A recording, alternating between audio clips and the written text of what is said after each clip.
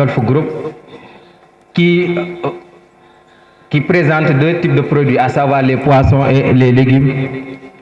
Donc les problèmes majeurs qui nous ont poussé à mettre en place cette entreprise, c'est que les populations, surtout du milieu rural, s'approvisionnent de poissons en petite quantité et parfois de qualité marginale. Des fois, ils accèdent difficilement aux poissons. Donc nos solutions, nous allons les proposer des poissons comme le tilapia, le poisson-chat et des légumes. Donc le process c'est quoi? C'est que nous allons acheter ces types de poissons. Là, c'est les alevins du poisson de tilapia et l'autre, c'est les alevins du poisson clarias et les semences. Donc après l'achat des alevins, nous allons mettre les poissons dans les alevins qu'on va élever. En surcuit fermé, on va utiliser l'eau des bassins pour arroser les cultures maraîchères. Donc au bout de 6 mois, nous allons faire la récolte des poissons et des légumes. Donc notre modèle de revenu est basé sur la vente directe à travers les réseaux sociaux, les affiches et un comptoir de vente. Donc les ménages et les restaurants restent nos principaux cibles. Donc l'opportunité que nous offre ce projet, c'est que c'est un marché tout à fait nouveau et nous misons sur la qualité et l'innovation. Par rapport à nos concurrents, nous allons se focaliser sur une production suffisante de poissons frais, disponibles en quantité et en qualité. Donc dans cette magnifique aventure, je serai accompagné d'un technicien aquacole, d'un technicien agricole, d'un comptable et d'un agent commercial. Donc notre plan stratégique futur, à partir de juin 2024, nous pensons à faire une expansion sur 1 hectare. À partir de décembre 2025, une production de 5 tonnes de poissons et 1 tonne de légumes. Maintenant, à partir de janvier 2025, nous visons une production de 10 tonnes de poissons et 4 tonnes de légumes. Donc l'investissement total tourne aux environs de 10 millions avec ces différents matériaux. Des dangers cachés dans vos produits cosmétiques, réactions allergiques, problèmes respiratoires, la beauté peut souvent nuire à notre santé.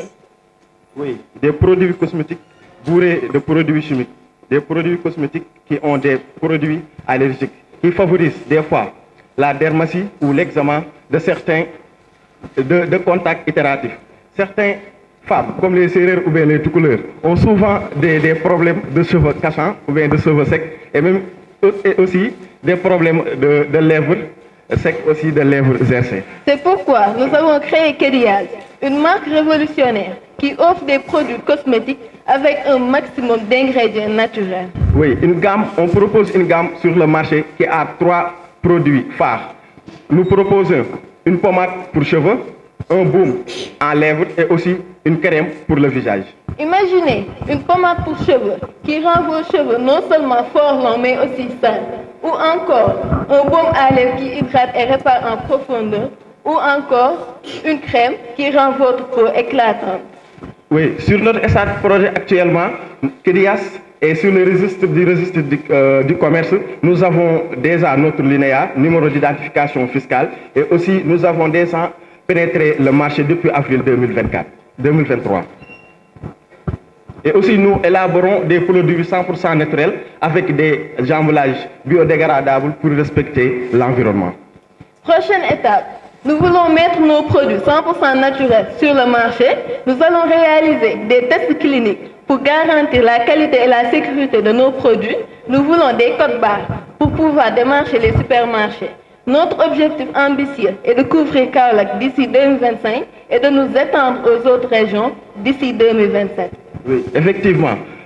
Aussi, notre projet Kedias n'est pas seulement un projet, mais aussi une mission, car le coût du projet est estimé à 3 668 730 francs. Et comme bénéfice, nous envisageons d'avoir 120 000 francs dès les premiers mois, 120 000 francs par mois dès les 3 premiers mois et aussi 520 000 francs d'ici décembre 2024. Pouvez-vous déjà imaginer des cultures prospérant sans terre en plein cœur de nos villes? C'est précisément ce que Urban Eden vise à réaliser. Nous utilisons des techniques innovantes pour produire des cultures frais et sains directement là où les gens vivent et travaillent. C'est une révolution agricole qui transforme notre alimentation et notre environnement. Explorons les défis auxquels nous sommes confrontés en matière d'innovation. Tout d'abord, l'urbanisation croissante. De 23% en 1960 à 42% en 2009, la population urbaine de notre pays est estimée à 60% d'ici 2030. En conséquence, les populations urbaines ont un accès limité à des produits alimentaires pour leur consommation. De plus, les méthodes agricoles conventionnelles ont un impact environnemental élevé en émettant du carbone, en contribuant à la déforestation et à l'épuisement des ressources en eau et par conséquent à la pénurie d'eau. Pour aborder ces problèmes, Urban Eden adopte des solutions éco-responsables telles que l'utilisation des systèmes de culture esthétiques et durables où nous minimisons l'impact environnemental en réduisant les déplacements liés à la chaîne d'approvisionnement alimentaire. Nous utilisons efficacement l'eau par un système d'irrigation automatique et nous envisageons de pratiquer des solutions pour une gestion écologique des déchets. Pour la conception et la réalisation de notre projet, elle se fait en 3 phases. Tout d'abord, la phase de préparation initiale, qui va de l'identification de l'espace et choix culturel au lancement du processus de germination. Ensuite, la phase de croissance et de soins continus. Et enfin, la phase de récolte et de distribution locale. Cette production de mangue, voire 125 000 tonnes de mangue subissent des déperditions qualitatives et quantitatives chaque année.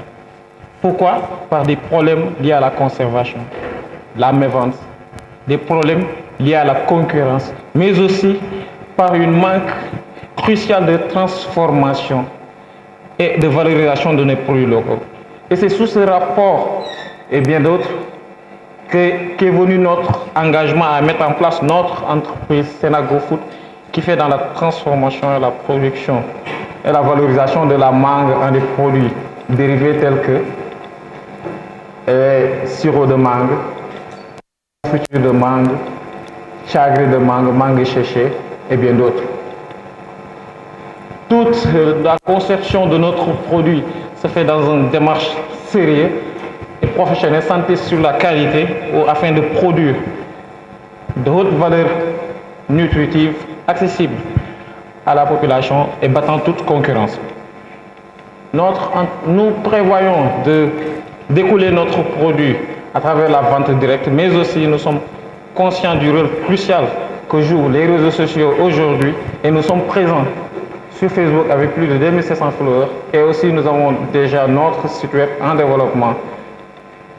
Notre entreprise Senagrofood a une vision long-termiste qui prévoit d'ici 2025 d'avoir toutes les certifications nous permettant d'atteindre les grandes surfaces de vente comme les Auchan, les supermarchés et autres, et d'ici 2035 de satisfaire la demande nationale en produits dérivés de notre fruit de la mangue et si possible d'atteindre d'ici 2025, développer le marché et le produit et d'atteindre à l'échelle, de pouvoir vendre à l'échelle internationale.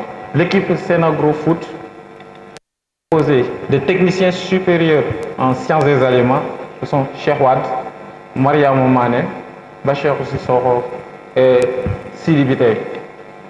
Ce projet vient en point nommé les efforts de l'État pour la promotion de la consommation locale, mais aussi ce projet aura un impact social dans l'employabilité des jeunes.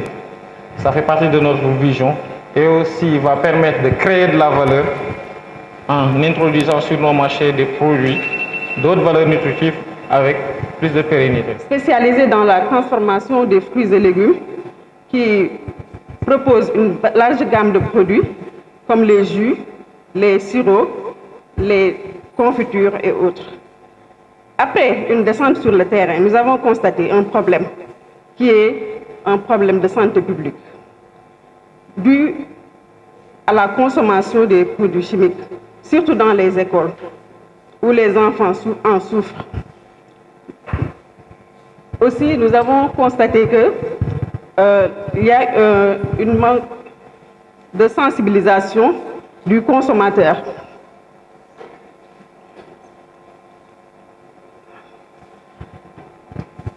Dû à des orientations, des informations sur l'importance de consommer localement. Aussi, c'est pour cela que nous avons adopté comme solution de proposer des produits faits localement qui apportent une nutrition, mais aussi qui garantissent une sécurité sanitaire et alimentaire à la population. Nous avons adopté comme conception du produit en 3 étapes: l'approvisionnement, la transformation et la commercialisation des produits. Nous avons adopté comme modèle d'entreprise, nous comptons gagner de l'argent en développant des produits attrayants qui vont séduire nos consommateurs, aussi en respectant la segmentation du marché, aussi optimiser les coûts. Nous avons ciblé le marché local, qui est un marché en pleine maturité, mais aussi le marché des consommateurs de bien-être, qui est vraiment, où la demande est vraiment présente. Ce travail a été fait par l'équipe constituée de Fatou Zahra Niasse, El Hadj Makhtar Thiam, Cheikh Ibrahima Niasse et Aminata Niasse. Comme plan stratégique, nous avons adopté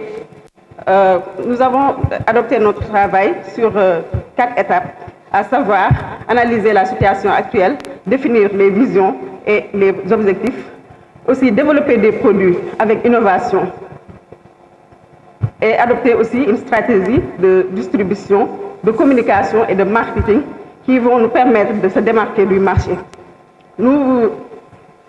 Rejoignez-nous dans une aventure sensorielle où chaque verre est une célébration de nos terres et aussi de ses fruits délicieux.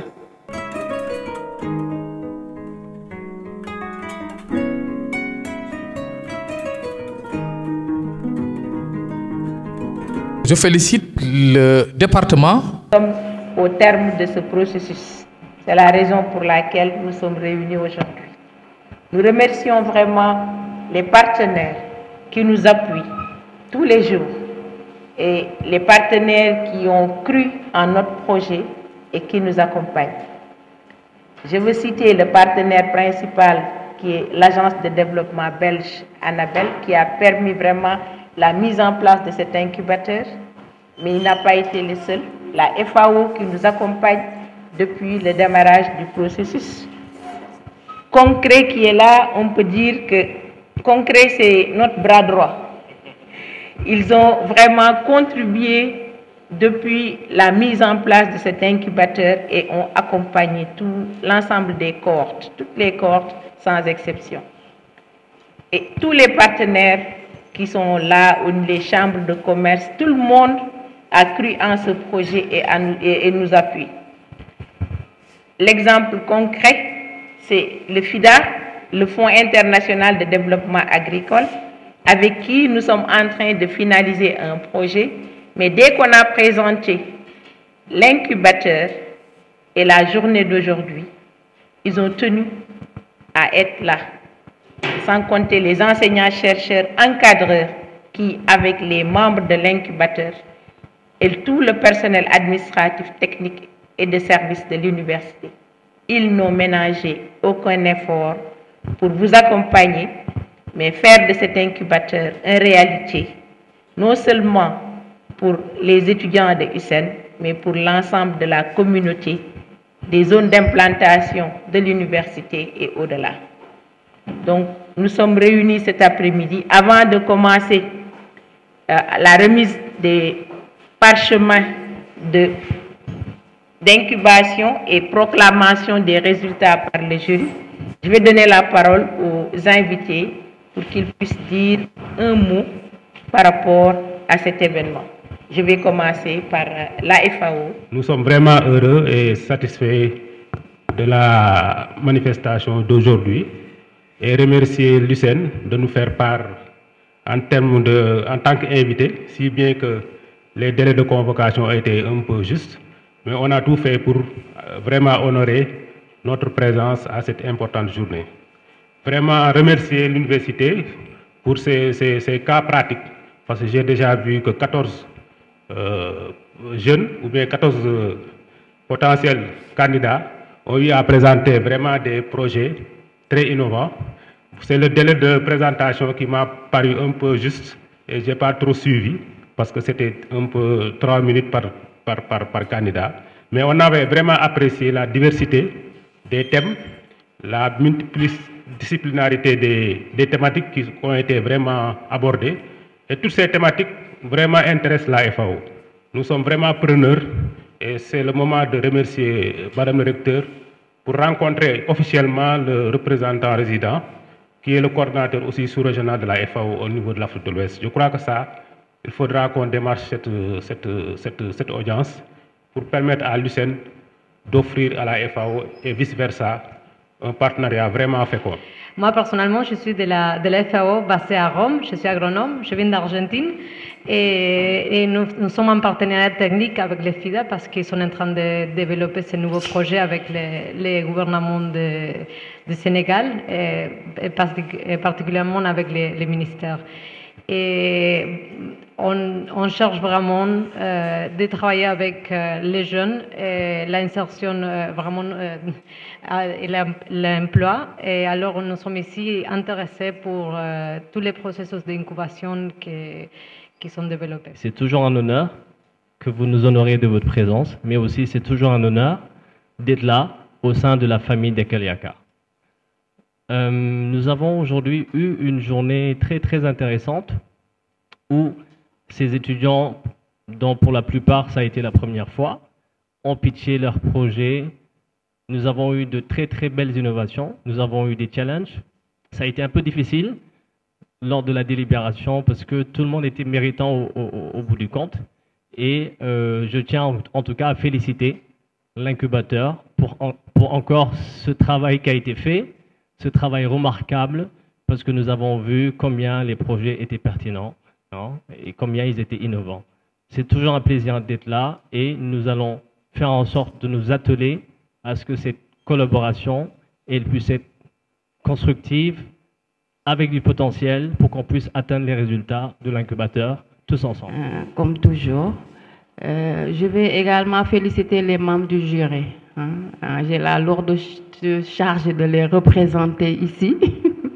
Ce n'est pas une chose qui est facile, mais merci pour la confiance. La sélection s'est faite avec beaucoup de difficultés. Pourquoi? Parce que tous les projets étaient pertinents, innovants. On était en train de manger, en même temps on devait sélectionner. Du coup, voilà, ça a été trop compliqué pour nous. Et là, donc, c'est pour féliciter vivement tous les porteurs de projets. Vous tous, vous êtes méritants. C'est vrai, on n'a que 5 financements pour le moment, donc les 5 meilleurs projets seront financés, mais à mon avis, avec nos partenaires, je pense qu'on aura d'autres possibilités de financer les autres projets qui vont suivre. Et le processus de financement de sélection s'est déroulé en 2 temps. Hier, il y avait une première phase de sélection sur les business plans. Et maintenant, nous, on était conviés donc, dans la deuxième phase qui consistait à écouter les jeunes vendre leurs projets. C'est important de savoir vendre les projets. Il y a notre partenaire de la FAO, M. Mbaye, qui disait, bon, 3 minutes c'était peu, mais je pense que c'est quelque chose qui est très important. Savoir vendre votre travail, savoir vendre votre projet, je pense que c'est un défi que tous les entrepreneurs doivent pouvoir relever. On ne sait jamais, on peut rencontrer le président de la République qui vous dit, moi j'ai 3 minutes et j'ai 10 millions à t'offrir. Dis-moi ce que tu veux faire rapidement. Il faut vous y préparer, on ne sait jamais. Alors donc c'est en 2 phases. Aujourd'hui nous avons écouté tous les projets qui ont pu être débattus en 3 minutes et tout était innovant, très intéressant. On a eu du mal à sélectionner. Donc là aussi c'est pour dire chapeau à tout le monde. Chapeau à tout le monde. Un grand remerciement au directeur donc, qui nous a choisis, qui nous a fait confiance pour nous impliquer dans ce processus. Parce que nous aussi, on a beaucoup appris. En tout cas, moi, j'ai beaucoup appris et j'ai bien aimé. J'ai dit, ben, moi, je vais toujours m'approcher de Malik, du directeur, parce que j'aimerais toujours faire partie de ces genres de jurys-là. Et même, j'ai un projet où moi aussi, je vais être incubée. Ce que nous faisons, on le fait pour la bonne cause. Comme on le dit, c'est un défi national, l'emploi des jeunes, un défi international, mondial, parce que cette problématique se pose à tous les niveaux. Donc chacun a une partition à jouer dans ce cadre-là. Donc je voudrais aussi ajouter des mots de remerciement à l'endroit de tous les partenaires Vous l'avez si bien dit tout à l'heure, hier il y avait le comité mixte qui s'est réuni à l'incubateur, parmi lesquels vous avez Madame Sornendir de la DER et d'autres qui sont là, professeur Sen qui est là-bas au fond, et les autres qui étaient là pour évaluer les business plans des incubés, qui ont été accompagnés durant 6 mois sur un ensemble de techniques d'élaboration de projets.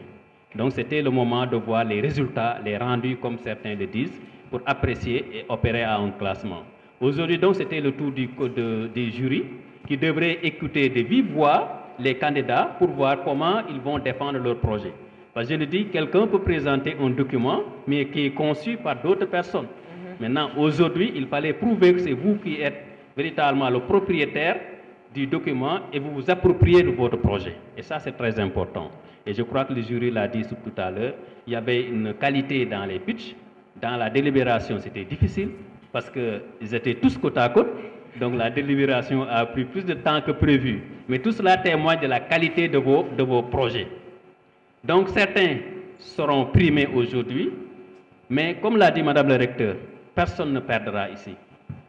Quelqu'un le disait, je ne perds jamais.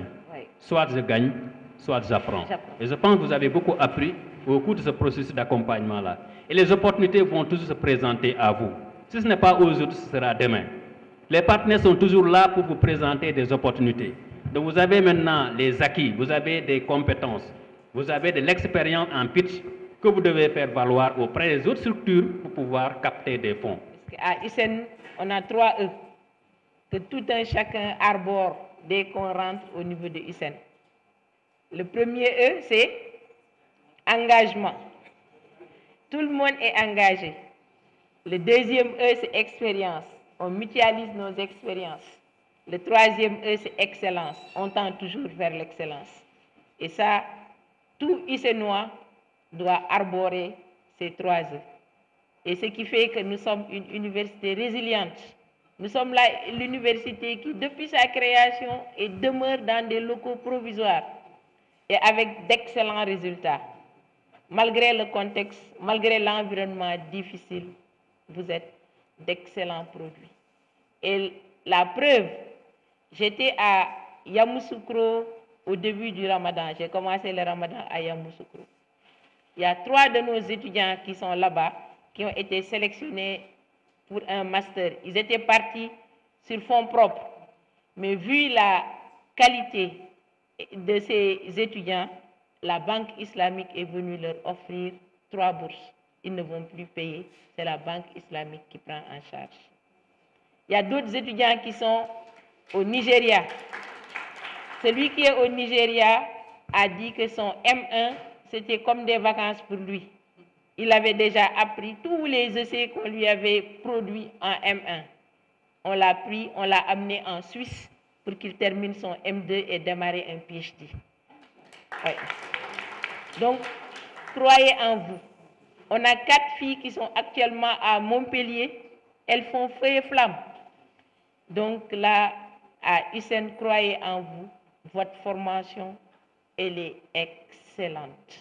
Les 3 E sont là et vous le prouvez. Donc là, vraiment, je crois que le suspense tire en longueur. Hein. On peut donner les parchemins. Ouais. Le projet qui a occupé la 5e place, c'est le projet zootique. Mais après le numéro 5, il n'y a plus de numéro.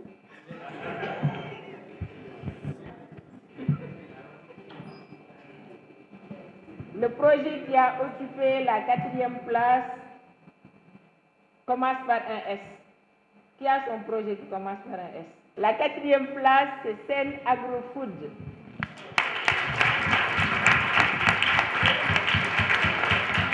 La 3e place, c'est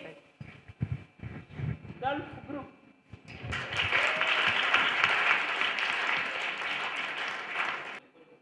La seconde place, c'est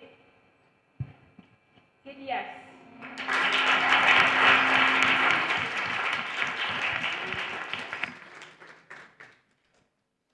Il n'y a pas de première place.